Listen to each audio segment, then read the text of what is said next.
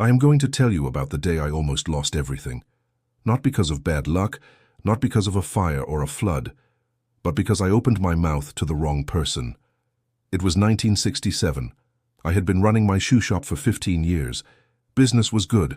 I'd saved up enough money to finally buy the building instead of renting it. My landlord, Mr. Henderson, was getting old and wanted to sell. We'd shaken hands on a price. I was 3 weeks away from owning my own building, and I made the mistake of telling someone. His name was Victor Vance. He came into my shop every month for a shine. He was a nice enough guy, I thought. We'd talk about the Dodgers leaving Brooklyn, about the neighborhood changing, about this and that. I trusted him because I'd known him for years, and because he seemed like a friend. So when he asked how things were going, I told him the truth. "Victor," I said, "I'm buying the building. 3 weeks, and it's mine." I was proud. I wanted to share the good news. 2 days later, Mr. Henderson called me. Someone had offered him 20% more than our agreed price. Cash, immediate closing. You want to guess who it was? Victor Vance bought my building out from under me. And for the next 8 years, until he sold it to someone else, he was my landlord. He raised my rent twice and made my life difficult in small ways that added up. All because I couldn't keep my mouth shut about something that wasn't finished yet. That's when I learned there are things you should never tell anyone. Not because you're dishonest, not because you're secretive, but because words have power. Once they leave your mouth, you can't control where they go. My name is Leo Romano, and today I want to share with you 7 things I've learned to keep to myself. Lessons that took me decades and a lot of pain to understand.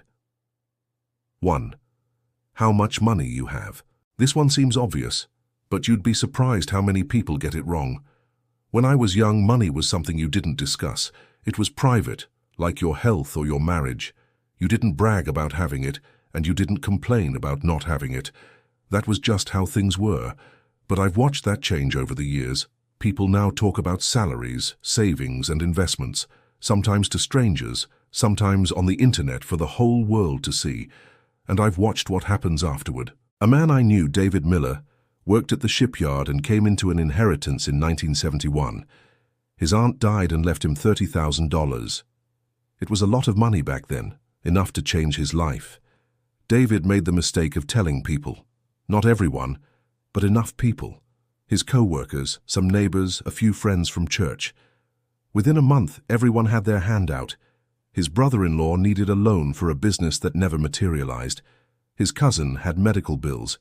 His neighbor's kid needed tuition. People he barely knew suddenly remembered how close they'd been. David couldn't say no. He was a kind man, and he felt guilty for having something others didn't. By the end of the year, the inheritance was gone. Most of it never paid back. But here's the worst part. The people he gave money to resented him anyway, because he couldn't give them more and because he eventually had to say no. Knowing about his money changed how they saw him, and not in a good way. When you tell people how much you have, you change the relationship. If you have more than them, they feel either envious or entitled. If you have less, they either pity you or lose respect. There's no version where knowing your finances makes things better. So here's my advice. Keep your money private. Your spouse needs to know, your accountant needs to know, maybe your children when the time is right. But your co-workers, your neighbors, your friends, they don't need to know. Knowing won't help anyone. If someone asks, and in my experience, people who ask directly are usually people you shouldn't tell, just smile and change the subject. We're doing fine, thank you. How about those Yankees? Your bank balance is nobody's business but your own. 2. Your plans before they're finished. This is the lesson Victor Vance taught me the hard way. When you have a big plan, something you're working toward, there's a temptation to share it. You're excited. You want validation. You want people to be happy for you. But here's what happens when you share a plan too early. First, you give other people the chance to interfere, like Victor did to me, and like countless others have done to people who couldn't keep quiet about their intentions. Second, you invite opinions you didn't ask for. Everyone suddenly has advice. Everyone suddenly knows better, and their doubt can infect your confidence, make you second-guess yourself, and slow you down. Third, and this is the strange one, talking about your plans can actually make you less likely to achieve them. Scientists have studied this. When you tell people about your goals, your brain gets some of the same satisfaction it would get from actually achieving them. You feel good without doing the work, and then the motivation fades. I learned to keep my plans quiet until they were done, or at least until they were so far along that nobody could stop them. When I decided to marry Elena, I didn't tell anyone until I had the ring in my pocket and a date set. Not because I was ashamed. I was happier than I'd been in decades, but because I knew people would have opinions. I knew my son would object. I knew the neighborhood would talk. I didn't want their noise in my head while I was making one of the most important decisions of my life. Protect your plans with silence. Work on them quietly. Make them real. And only share them when they're strong enough to withstand whatever comes next. There's an old Italian saying, "Whoever speaks, scatters. Whoever stays silent, gathers." Gather your plans until they're ready. Then you can scatter all you want. 3. What you really think of the people in power. I ran my own shop for 53 years, so I didn't have a boss, but I had landlords, I had suppliers, I had inspectors, tax collectors, and neighborhood politicians who could make my life easy or hard depending on how they felt about me. And I learned very quickly, you do not badmouth the people who have power over you. Not to anyone, not ever, because words travel. A young man who worked for me in the 70s, I'll call him Tommy, hated one of our suppliers. Honestly, the supplier was difficult. He overcharged, delivered late, and acted like he was doing us a favor. Tommy had every right to be frustrated, but Tommy made the mistake of complaining about this supplier to another customer. He thought he was just venting and letting off steam. That customer happened to be the supplier's cousin. I lost that supplier. I had to find another one with worse terms, and it took me 6 months to sort it out. I had to let Tommy go. Not because I wanted to, but because I couldn't trust his judgment anymore. Here's the truth about complaining. It almost never helps, and it often hurts. If you have a problem with someone who has power over you, your boss, your landlord, anyone, either address it directly with them or keep it to yourself. Telling other people accomplishes nothing except spreading information that can come back to damage you. Your spouse can know. Having someone safe to talk to is what marriage is for. But even then, be careful. Don't let venting become a habit. Don't let complaining become your personality. Before you say something negative about anyone, ask yourself, what do I gain by saying this? What could I lose? Usually you gain nothing but momentary relief, and you could lose a lot. Find another way to process the frustration. Go for a walk, hit a punching bag, make something with your hands. But don't let words be your release. Words have consequences that last longer than feelings. 4. Your weaknesses and fears. I'm not saying you should never be vulnerable. Vulnerability is important. Opening up to people is how you build real relationships. But not everyone deserves your vulnerability, and giving it to the wrong person can destroy you. I had a friend, Carlo Rossi. I'd known him since we were teenagers. He made the mistake of confiding his deepest fear to someone he thought was a friend. Carlo was terrified of public speaking. He would shake, sweat, and sometimes couldn't get words out at all. He told this to a colleague at work, looking for sympathy and maybe some advice. A year later, Carlo was up for a promotion. Somehow the hiring committee knew all about his public speaking problem. Someone had told them. The promotion went to someone else. Carlo spent the rest of his career stuck, passed over because he trusted the wrong person with something private. Your fears and weaknesses are valuable information to the wrong people. In the hands of someone who loves you, they are opportunities for support and understanding. In the hands of someone who doesn't have your best interests at heart, they are weapons. Be selective about who gets access to your inner world. Before you share something vulnerable, ask yourself, has this person earned my trust? Have they shown me over time that they can be trusted with sensitive information? Do they have my best interests at heart, even when it's inconvenient for them? If the answer is yes, share. Vulnerability builds intimacy. If the answer is no, or even maybe, keep it to yourself. There are other ways to connect that don't require handing someone ammunition. 5 other people's secrets. Other people's. This one isn't about protecting yourself.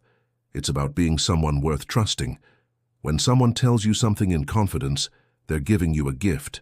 They're saying, I trust you enough to show you something I don't show everyone. Please handle it carefully. What you do with that gift says everything about who you are. I've known people who couldn't keep a secret for 5 minutes. You'd tell them something private, and by dinner it would be all over the neighborhood. They didn't mean harm, usually. They just liked having interesting information, like being the one who knew things. But here's what happened to those people. Eventually, nobody told them anything real anymore. Their relationships became shallow. They were included, but not trusted. Known, but not truly known. If you can't keep other people's secrets, nobody will give you their heart. My wife Elena told me once, near the end of her life, that one of the things she loved most about me was that I knew how to be silent. She said, "In 40 years, you never told anyone anything I asked you to keep private, not even when you were angry at me. Not even when it would have made you look good." She was right. I never did, because her trust was more important than any story I could tell. When someone tells you something in confidence, treat it like it doesn't exist. Don't hint at it, don't reference it, don't tell anyone, not even people you trust, not even if it seems harmless. Be a vault, be the person everyone knows can keep a secret. It's one of the greatest gifts you can give, and one of the best ways to build relationships that actually mean something. 6. That you're thinking of leaving. This goes back to what I said about plans, but it's specific enough that it deserves its own attention. Never tell anyone you're leaving your job, your neighborhood, or your relationship before you're ready to go. When you tell people you're thinking of leaving, everything changes immediately. Tell your employer you're thinking of quitting, and suddenly you're not getting the good projects. You're not being groomed for promotion. They're already looking for your replacement. Tell your neighbors you're thinking of moving, and suddenly you're an outsider. You're not part of the community anymore. You're someone with one foot out the door. Tell your partner you're thinking of leaving, and even if you stay, the relationship is damaged. They'll always wonder if you're about to go. The trust is broken. I knew a woman named Sarah Jenkins who lived 3 doors down. She told her husband she was thinking about divorce. Not that she wanted one, just that she was thinking about it. She was unhappy. She wanted him to pay attention and thought it would be a wake-up call. It worked. He paid attention, but he never trusted her again. Every argument after that, you could see it in his eyes. Is this the time she leaves? The marriage limped on for another 10 years, but the ease was gone. The security was gone. If Sarah had either left or committed to staying, things might have been different, but by announcing her uncertainty, she poisoned the well. Don't announce your exit until you're walking through the door. If you're unhappy at work, either fix it or find another job first. If you're unhappy in your neighborhood, either make peace with it or start packing. If you're unhappy in your relationship, either work on it with your whole heart or end it cleanly. But don't hover in the doorway. Don't threaten to leave as a negotiating tactic. Don't use the possibility of your absence as a weapon. It rarely works the way you hope, and it always changes things in ways you can't undo. 7. Family business. Every family has problems, conflicts, failures, secrets, and shame. That's normal, that's human. No family is perfect. But what happens in your family should stay in your family. I've seen so many people make this mistake. They're upset with a sibling, so they tell the neighbors. They're angry at their parents, so they tell their co-workers. They're frustrated with their spouse, so they vent to anyone who will listen. And here's what happens. People remember. Your argument with your brother might be resolved in 2 weeks, but the neighbor you complain to still thinks your brother is terrible. They still look at him differently. They've formed an opinion based on your worst moment, and they'll carry that opinion forever. When my son didn't speak to me for 2 years, it hurt. It hurt more than almost anything in my life, but I didn't tell people. I didn't complain about him to the customers, and I didn't badmouth him to the neighbors. I knew if I poisoned people against my son, I'd be making it harder for him to come back. I'd be building walls that would outlast our conflict.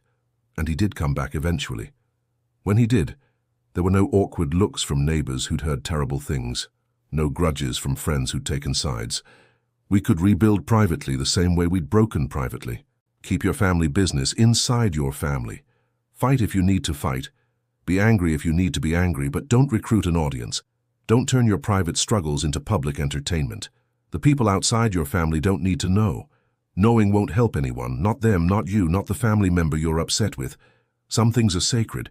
Your family, even when it's broken and painful, is one of them. I'm 106 years old. I've said a lot of things in my life, millions of words probably, and most of them were fine. Most of them didn't matter much one way or another. But some of them I wish I could take back. Some of them caused damage I couldn't undo. Some of them taught me lessons I'm still carrying decades later. Victor Vance buying my building, Carlo Rossi losing his promotion, Sarah Jenkins' broken marriage, my own son's silence. All of it, every bit of it, could have been avoided with a simple skill, knowing when to keep your mouth shut. I'm not telling you to be secretive. I'm not telling you to be dishonest. I'm not telling you to live behind walls that keep everyone out. I'm telling you to be strategic, to recognize that words have power, to understand that once you say something, you can't unsay it. It exists in the world, moving through other people's minds, shaping how they see you and what they do with that knowledge. You are not obligated to share everything with everyone. Your money is yours. Your plans are yours. Your fears, your family, your intentions, all yours. Share them with the people who've earned it. Protect them from the people who haven't. And remember, silence isn't dishonesty. Silence is wisdom. The words you don't say can't be used against you. If these lessons resonated with you, I'd love to hear your thoughts. Which of these 7 things have you learned to keep to yourself? Let me know in the comments below. And if you found value in this story, please consider subscribing to the channel so we can keep sharing this journey together. Thank you for listening.